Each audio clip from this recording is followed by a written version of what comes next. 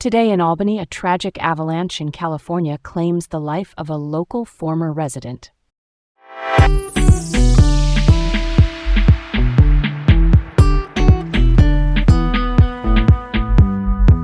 I'm Garrett. And I'm Leah. Welcome to Laid Back Local, the news of the day with Leah and Garrett in Albany, New York.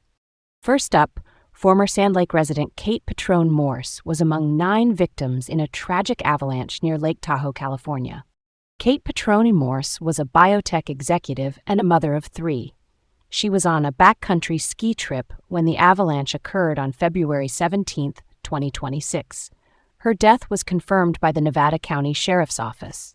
Morse is remembered for her intelligence and warmth, leaving a significant impact on her community.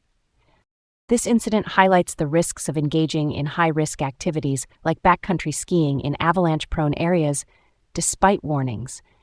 It's a reminder of how unpredictable and dangerous these adventures can be.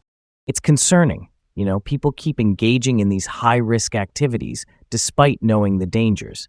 And there are some disputed facts about the exact conditions that led to the avalanche. It's just puzzling.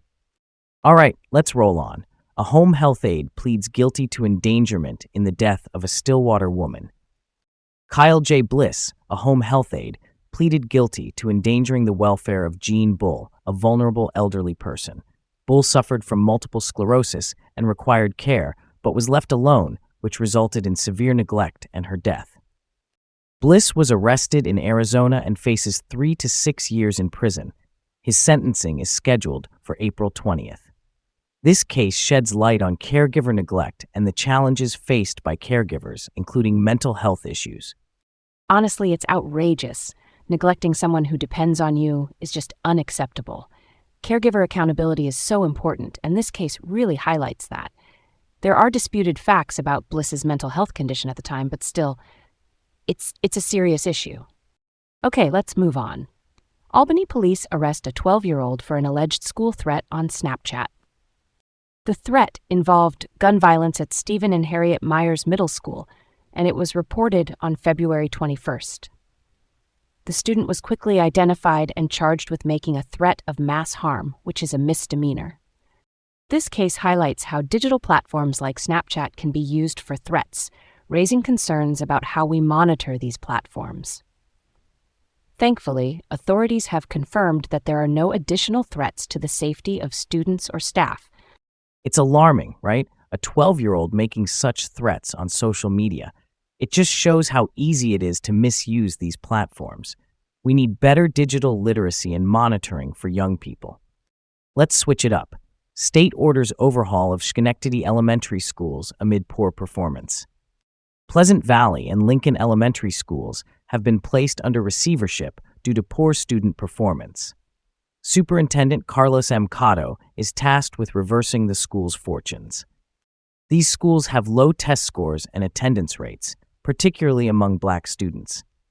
Receivership allows for significant changes, including altering school schedules and staff, to improve outcomes. I support the state intervention, but community involvement is crucial in the process.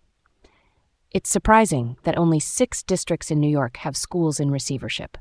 It's a serious step, but hopefully a positive one. Next on our list, mail carriers rally for a fair contract amid upcoming negotiations. Members of the National Association of Letter Carriers rallied in Colony on February 21st for higher pay and better conditions. Their current contract expires on May 22nd, and members have cited long hours and retention challenges as major issues. This rally is part of a broader movement for fair contracts across the country, especially with worker shortages and uncompetitive wages. I totally empathize with the mail carriers. They work in tough conditions and deserve fair compensation. The adequacy of proposed wage increases is disputed, but it's clear that something needs to change. Thanks for tuning in to Laid Back Local, the news of the day with Leah and Garrett in Albany, New York. Have a great day, and come back tomorrow for more updates.